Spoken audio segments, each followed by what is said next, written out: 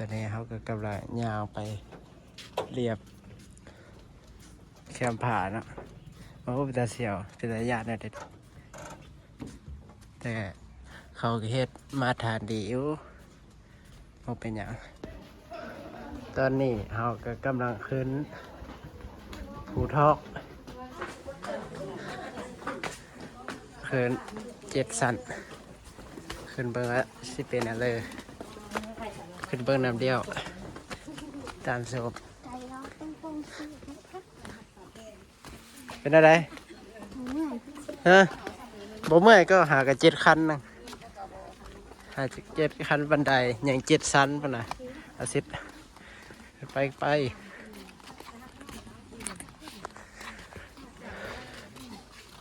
พวกเมื่อยมันเนาะ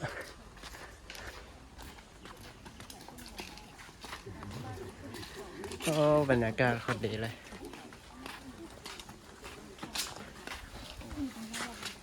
ขั้นที่สองขั้นใดเนี่ยขั้นที่สอง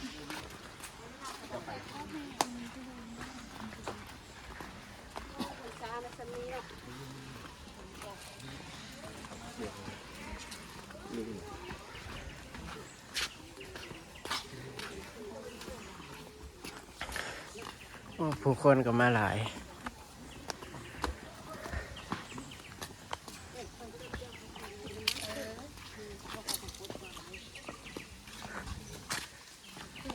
ย่างไปย่างมา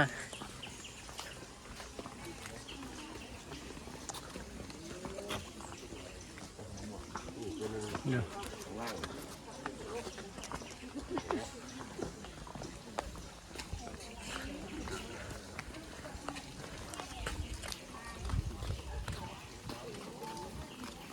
กลัวเพลงนะจ๊ะไปบูทางเลยนำก้นเขาขึ้นได้นี่ โอ้ยตรงกูบ้าลิงอยู่กันเลยอ๋อโอ้มีลิงเมียนี่หน่อย แน่นเลยบอกมันบอกว่า มีลิงเมียนะ บอกเพื่อนที่เต็มที่ซ้อมเด็กนั่นนี่กระเชียนกูที่จะใกล้ โอ้ กูบอกเพื่อน คนก็มาหลาย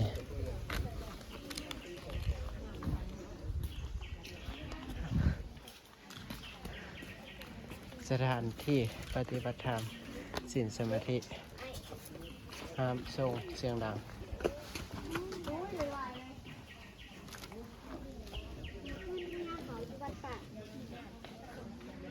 ห้ามขีดเขียนบนโพสเห็นโอ้ตอนนี้มันก็เป็นขั้นไปแค่ ขั้นที่สามแล้ว เอาให้เจ้าขึ้น ขึ้นไปครับ อีกหลายชั้น สวยครับสวย ขึ้นไปแล้วเลี้ยวขวา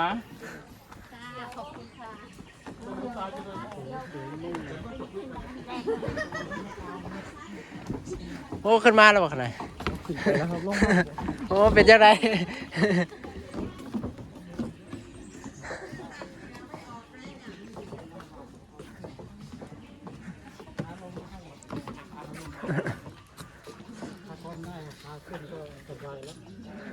โอ้พระอาจารย์สาธุสาธุพระอาจารย์เพิ่งขึ้นลงมาแล้ว หาหมอเลยน้ำหนักลดน้ำหนักลดแล้ว โอ้ดีโอ้คนมาคนหลายแล้วมื้อนี้ก็เป็นมื้อวันอาทิตย์สาธุเด้อ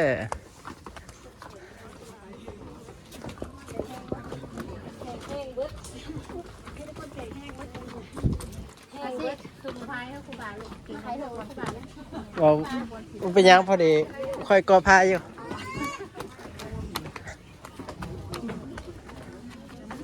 โอ้คนหลายคนขึ้นกำลังลง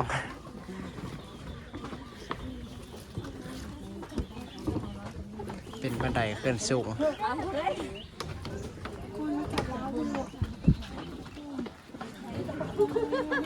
ไปทานแล้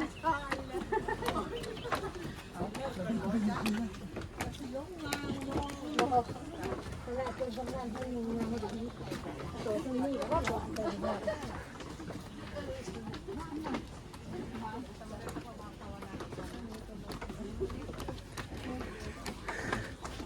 ป็นจังได สบายมากสบายไหม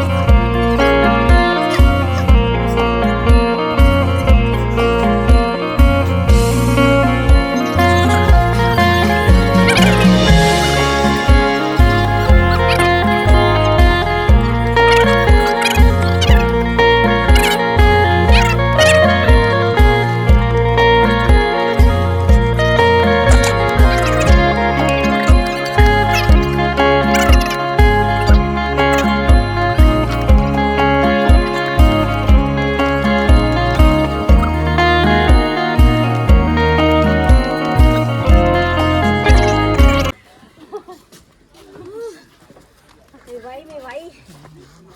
ผู้ข้าบ่ได้เอาน้ำมาไว้ ผู้เดือเอาได้แกะ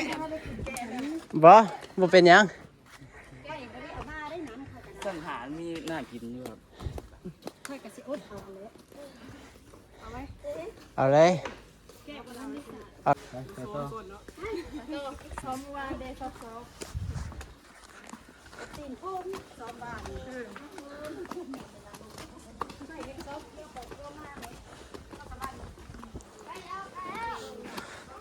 โอ้ก็มีแท่งน้ำเมียครับเลย ขึ้นมาหอดเทิงพี่บัดเย็นได้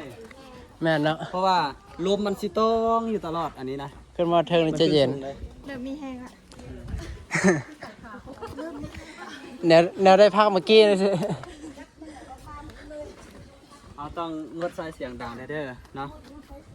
ค่อยๆเบาสิ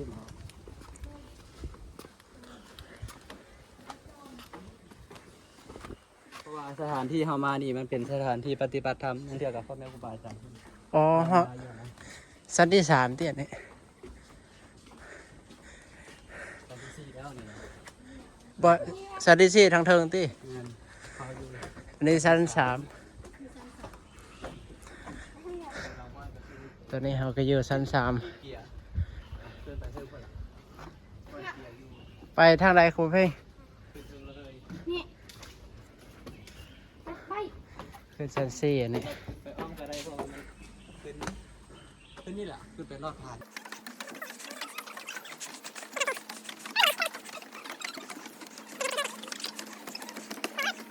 ปอดเป็นจะไรขึ้นคันนี้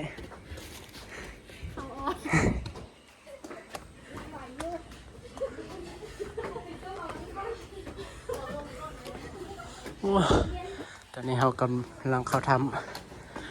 ำเบิ่งว่าสิเป็นจากใด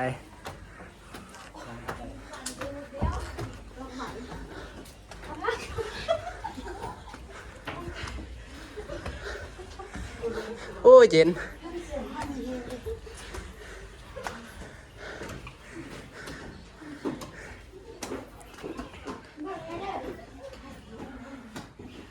ระวังเด้อ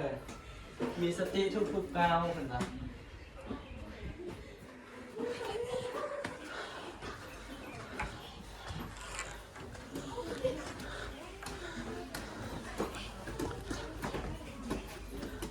ระวังนะแถวนี้มืดอยู่โอ้บันไดสุดยอดเลยพาขึ้นอ่ะ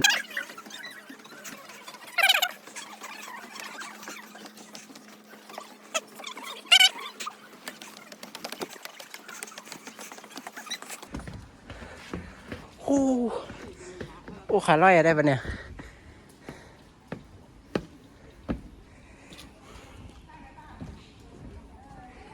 เป็นจังได้ไม่ออก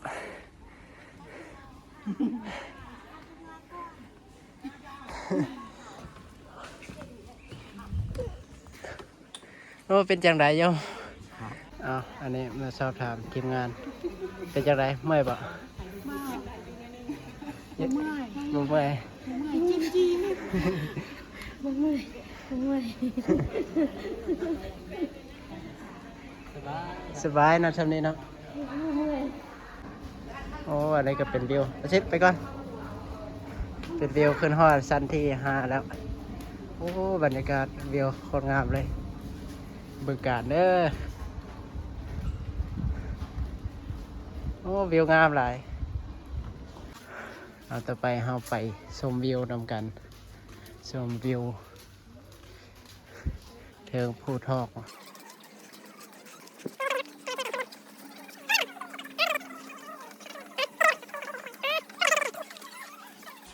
ไปเที่ยวกันบ่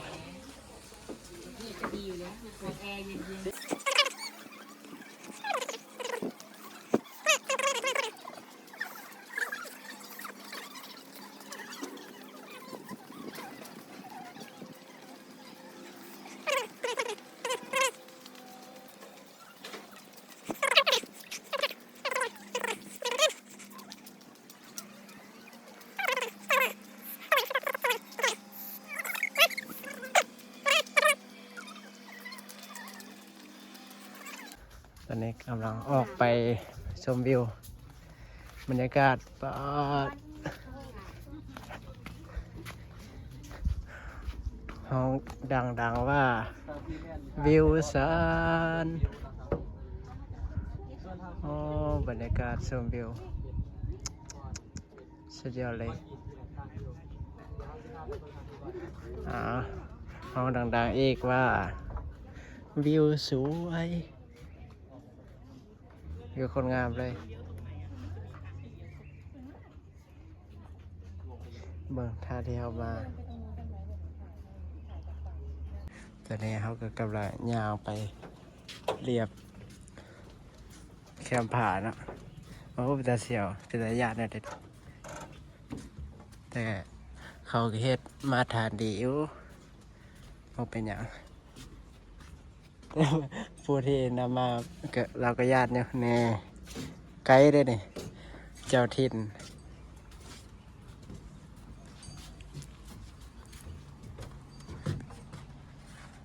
เบิ่งลงทางล่างโอ้มาสูง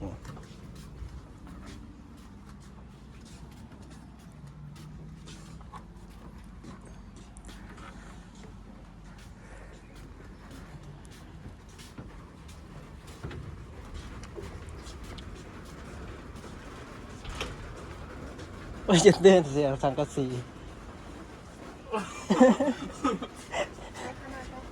ตื่นเสียงสังกะสีล่าสุด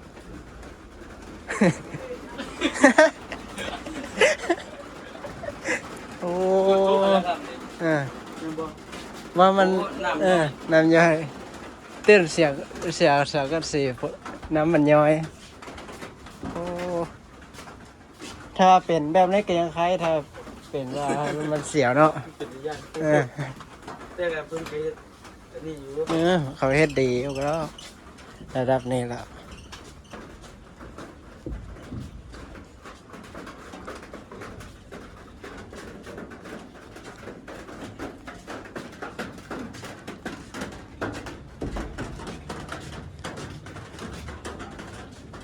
เริ่มยากเอียงเลย โอ้ย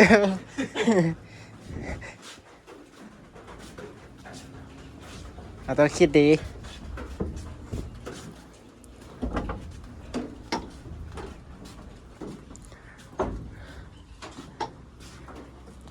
เรียบไปตาม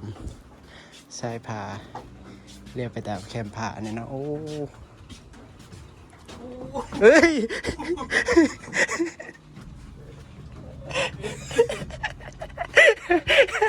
ขาอ่อนเลยโอ้โอ้โอ้ สนามโจที โอ้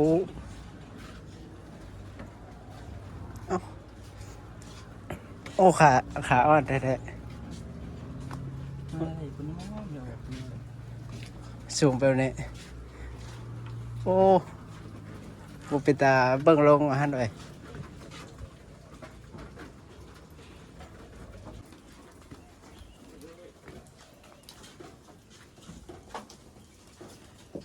โอ้ยอยู่แถวนั้นน่ะแบบมันอยู่ผาเลยมันยานบ่มีต้นไม้แบบนี้นะโอ้ยทางหน้าคือกันอ๋อ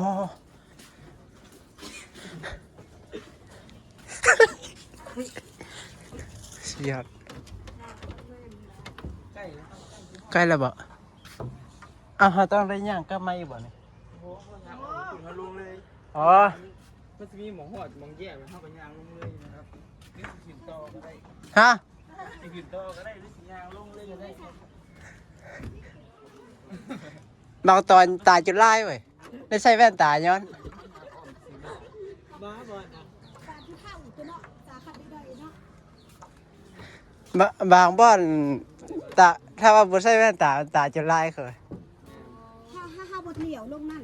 ฮะ ขาอ่อนนิด ขาอ้อนเครื่องตามันไล่ไปหน่อย ครูบาเจ้าข้าวเลยก็ได้อยู่บ่ขน ฮะ ม ได้แล้วบ่ นั่งกับน้องคนนี้ อ้าวมนต์ขนม ดูแก้ม มันละเสียวหลังไว้พ่ออยู่ อันนี้ก็มาฮอดแถวใดบ่ฮู้บ่ได้อยู่แถวนี้ล่ะ มินอยู่ก้อนหินนี่ปะ หูด้วย จุ จุ ก น น้อยอยู่มินอยู่ก้อนหินมันเสียวหลังปั๊บ เห็นอยู่เป็นจังไดรีวิวดู สุดยอด สุดยอด หลักสิบเลย อ๋อประมาณ10เลย สุดยอดเลยนะโอ้ โอ้อาหารงามอยู่ ตอนได้มาจากเทื่อส่วนยางนี่ เก็บยางลาย อันนี้ขึ้นชั้น7บ่ แม่ครับ อ๋อเอาสิขึ้นอ่ะถ้าเขาก้อนทางขึ้น มาดูผมก็ยังรีบ ทางขึ้นชั้น7นะครับไปเบิ่งแถวนั้นก่อนถ้าเขา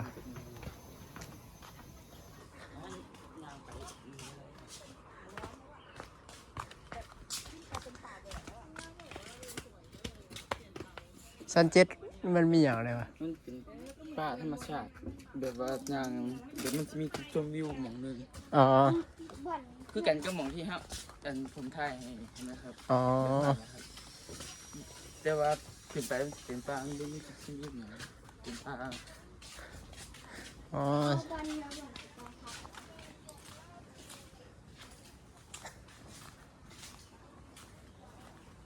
ท่านยางตรงไปเรื่อยๆเขาสิลงไปข้างใต้นะครับ อ๋อ อันนี้บ่ ถ้าท่านยางตรงไปนี้เขาสิยางลงไปข้างใต้ถ้าเขาขึ้นไปได้เขาจะขึ้นไป อ๋อ ขึ้นไปเขาก็ได้ลงมาทางเก่าคือเก่า อันนี้บ่เขาต้องได้ลงท่าไหน มันลงในสองฟังคุณกับฟังนี่ อ๋อ ขั้นเขาขึ้นไปท่านยางลงไปเลยก็ได้ อ๋อ ไปหาเขากัน อ๋อ แล้วก็อันนี้เป็นกุฏิของพ่อแม่ครูบาอาจารย์เพิ่นมาปฏิบัติอยู่ภูทอกโอ้สุดท้ายก็อ้อมมาพี่เนาะ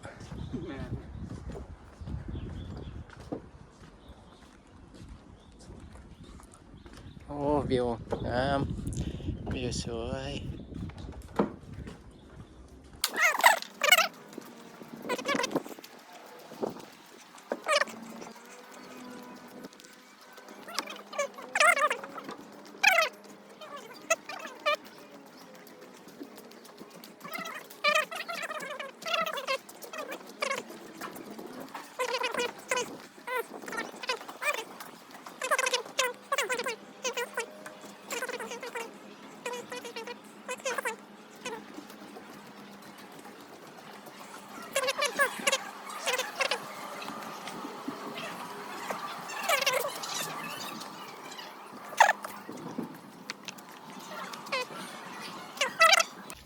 ตอนนี้เขาก็กำลังลงบันได